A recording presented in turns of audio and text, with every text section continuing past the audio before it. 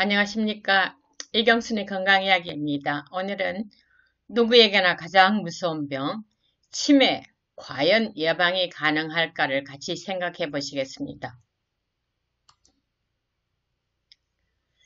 유럽에서는 1991년부터 20년 후에 치매 인구가 얼마일 것이다를 추정하면서 걱정을 많이 하고 연구 논문을 발표했는데 20년 후에 정말 확인을 해보니까 예측은 엄청 빗나갔습니다. 치매 인구가 오히려 줄은 거예요. 예측보다 엄청나게 많이 줄었어요. 그래서 이게 뭐지? 치매도 예방이 가능하구나. 그 원인을 찾기 시작했습니다. 그래서 2014년, 11년부터 14년에 그런 연구들이 많이 나왔는데 제가 14년 걸 하나 가져왔습니다. 랜시 뉴럴로지가 얼마나 유명한지 그 영향력이 얼마인지는 제가 말씀드렸는데 다시 한 번 더 말씀드릴게요. 우리나라 중앙학술지에 논문을 한 편 내면 1이라는 점수를 받게 됩니다. 근데 이 랜셋 뉴럴로지, 랜셋이라는 잡지에다가 논문을 한 편 내면 2019년에 발표한 것이 60편 낸 걸로 카운트 받는다. 이렇게 IF라고 임팩트 팩터가 그만큼 높은 잡지예요. 여기 잡지에 알츠하이머 1차적 예방을 위한 가능성이라는 논문이 하나 나오는데요. 7가지 수정 가능한 요소를 지적을 해줬습니다. 당뇨병, 중년의 고혈압, 중년의 비만, 신체적 비활동, 우울증, 흡연, 낮은 교육적 성취도 요 7가지만 잘 관리하면 치매 발병을 3분의 1이나 줄일 수 있다는 결과를 발표했습니다. 그래서 정말 기쁜 소식이죠. 많은 나라에서 치매 어떻게 하면 예방할 수 있을까를 정말 심혈을 기울여서 연구하기 시작했습니다. 지금 미국 현직 정신과 의사인데요. 데니엘 G. 에이맨이라는 사람이 이런 걸 발표했습니다. 당뇨와 비만과 우울과 알츠하이머는 다른 질병이 아니고 건강하지 못한 생활 습관이 다르게 표현된 같은 질병이라는 거예요. 그러니까 이 질병을 고치려면 건강하지 못한 생활 습관을 고치면 없어진다는 거예요. 같은 맥락이죠.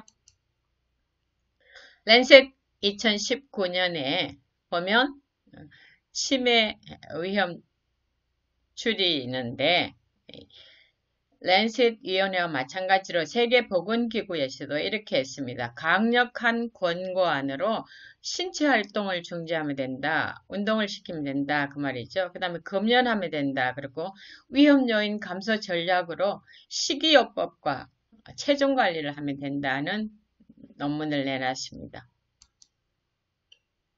2020년 랜셋입니다. 따끈따끈하죠. 지난달이에요. 8월달.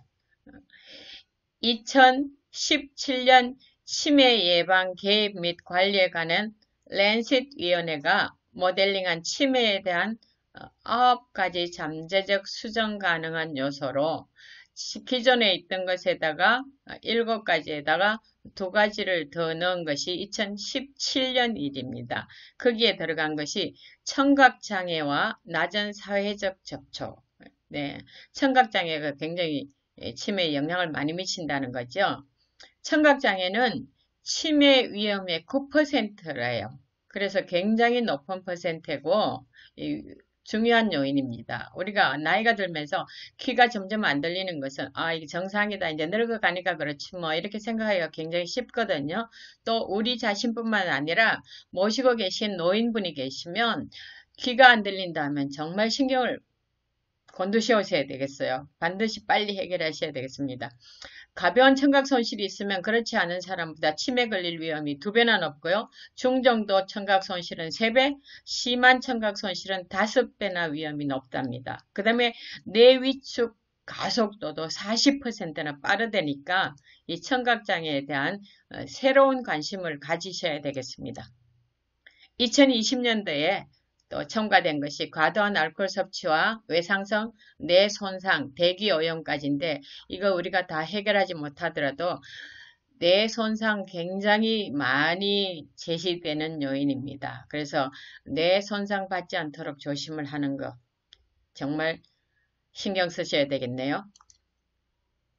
자, 정신과 의사 데니엘 G. 에멘이 이분이 굉장히 유명하죠. 일반 의사를 했다가 정신과 의사를 했습니다. 책을 씌워갖고 뉴욕타임스 베스트셀러에 10번이나 올랐습니다.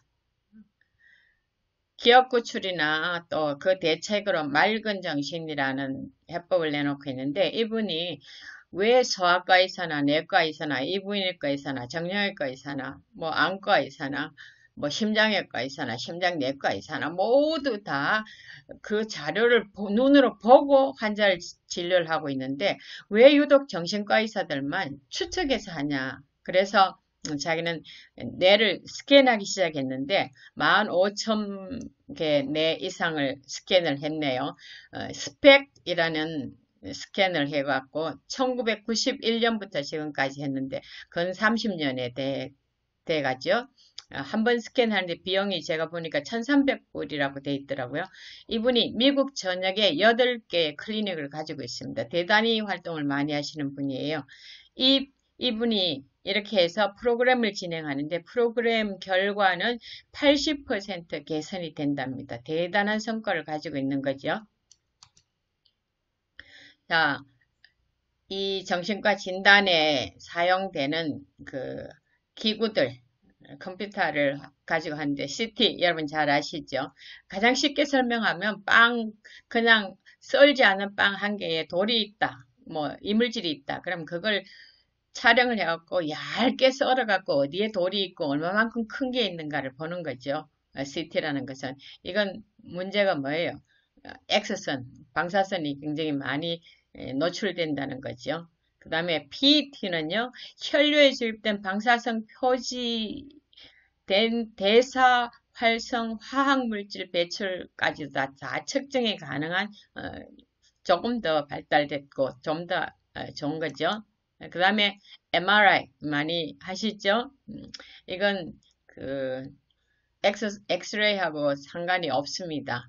신체에 아주 자세한 이미지 연출하는 스캔 유행입니다. 이건 뭐예요? 폐소공포증, 뭐 좁은데 이렇게 못 들어가는 사람은 못 찍습니다. 그죠?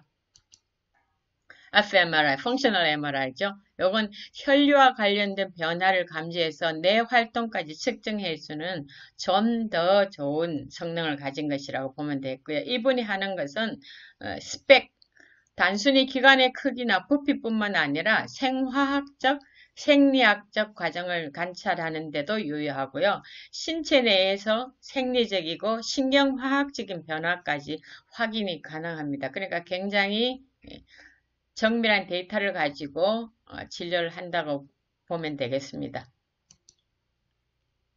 자, 이분이 강의하는데 사용한 재료를 제가 좀 이렇게 가져왔습니다. 노출되어 있기 때문에 35세 때의 뇌가 이렇더래요. 55세 때는 보니까 좀 더 망가졌죠.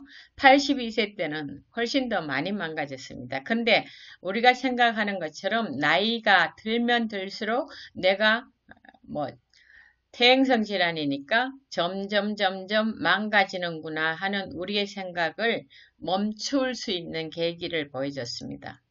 이건 92세 본인의 할머니 뇌래요. 거의 35세하고 뭐 비등하잖아요. 그래서 우리도 노력하면 청명한 정신을 가지고 일생을 살 수 있겠구나 하는 힘을 가지셔야 되겠습니다. 이건 본인의 뇌래요. 이 에멘 의사가 미식 축구 선수를 했기 때문에 뇌 부상을 굉장히 많이 입고 또 군인을 다녀왔기 때문에 힘든 일을 많이 겪고 해서 뇌가 많이 망가졌더래요. 근데 20년 후에 프로그램을 진행하고 노력하고 20년 후에 사진을 찍어봤더니 스펙에서 이렇게 나왔대요. 희망적이잖아요.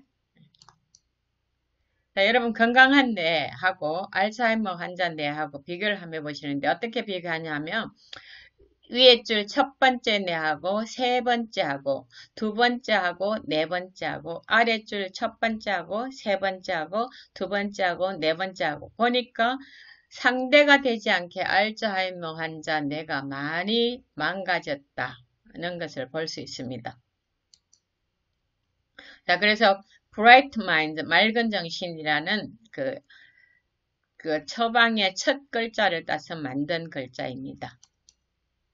그래서 여기 보면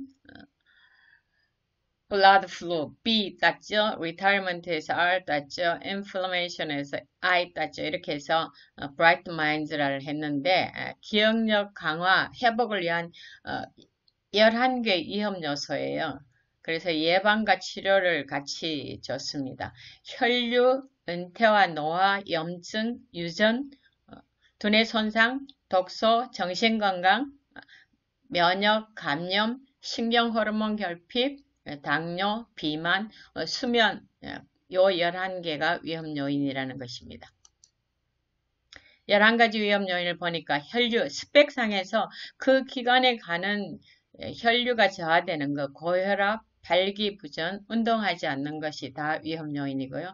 은퇴하고 노화되는 것인데 우리가 새로운 학습을 하지 않으면 그때부터 뇌세포는 별 볼 일 없으니까 그 담당했던 건 죽는데요. 그 다음 고페르딘, 아시틸콜린, 주의 집중하고 노화가 되지 않게 우리가 노력을 많이 하면 되겠고요. 그 다음에 염증, CPR 수치가 올라가면 염증인데 염증이 굉장한 위험 요소고 그 다음에 인터루킨 6, 그 만성염증과 자가면역 질환을 일으키고 호모시스테인은 심장마비나 뇌졸중을 일으키고 오메가3가 적으면 염증이 있더라 그 말이죠. 그 다음에 유전, ApoE4 또 가족력이 있는 사람들이 이런 위험이 있고 그 다음에 머리 부상, 비단 의식의 소실 없는 간단하고 조금 옅은 가벼운 부상이라도 문제가 있다는 거예요.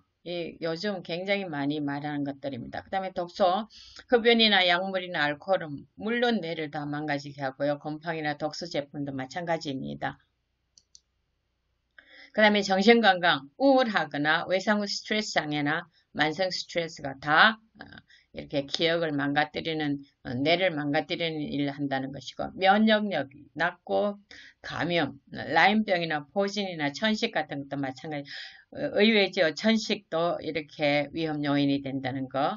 그 다음에 신경호르몬 갑상선, 에스트로겐, 테스토스테론, 이것들도 결핍되면 그러고요. 당뇨나 비만, 당뇨, HbA1c가 높거나 비만, BMI가 높은 것도 위험 요인에 속하고요. 수면, 불면증과 수면증, 무호흡, 또 우리가 수면 중에는 여기 나타나지 않았지만 그 비렘잠에서 뇌 척수액이 뇌 안에 있는 쓰레기, 베타아밀로이드와 그다음 타우 단백질을 청소해주는 일을 하는데 그게 안 되기 때문에 수면이 굉장히 중요해서 정말 제대로 주무셔야 된다는 거. 자, 피할 것은 술입니다. 술, 담배는 전부 다 뇌세포를 직접 파괴하기 때문에 해마에 손상을 입히죠. 특별히 술과 담배를 같이 할 경우에는 인지기능 저하 속도가 36%나 더 빠르기 때문에 아주 치명적이죠. 그 다음에 설탕과 포화지방산, 과자, 아이스크림, 도넛, 콜라, 버터, 치즈, 마가린, 마요네즈, 삼겹살, 햄버거, 치킨, 베이컨. 우리가 영양적으로 굉장히 좋다고 생각하고 어떤 엄마들은 그 아이들한테 영양을 공급한다고 치즈를 정기적으로 먹이는 엄마도 있더라고요. 그래서 우리가 이런 것들은 반드시 피해야 될 음식들입니다. 뇌 혈류를 저하시는 그 커피, 담배, 고혈압, 심장질환, 각종 칩, 포테이토 칩이나 양파 칩이나 다 마찬가지입니다. 이런 것들이 혈관을 수축시키고 설탕이 많은 것은 기억력 손상을 가속시킨다는 것을 명심하시면 정말 좋겠습니다. 이분이 가족이 교회를 갔는데요. 교회 앞에서 이렇게 세일을 하더랍니다. 어우, 설탕이 엄청난 도넛이죠. 그 다음에 베이컨, 기름에 지글지글 했네요. 그 다음에 햄버거, 그 다음에 소시지. 남녀 누구나 좋아하는 달콤한 아이스크림. 이분들이 교회에 가서 이런 것들을 주기 때문에 굉장히 마음이 언짢았는데 자기가 목사님한테 이야기를 해야 되겠다 그랬는데 그게 아니고 자기가 낸 책을 본 사람들이 있어서 저분이 좋은 프로그램을 할 수 있으니까 교회에서 하자 그래갖고 15,000명이 등록을 해갖고 이분이 교회에서도 굉장히 많은 사람들이 체중을 빼고 건강하게 이 두뇌 건강을 굉장히 좋게 하는 일에 직접 관여하셔서 더 유명하게 됐다는 것을 이야기를 해서 제가 이렇게 가져왔습니다. 오늘은 나쁜 것 몇 가지만 했는데 다음에는 우리가 정말 좋은 음식에 대해서 같이 생각해 보시겠습니다. 감사합니다.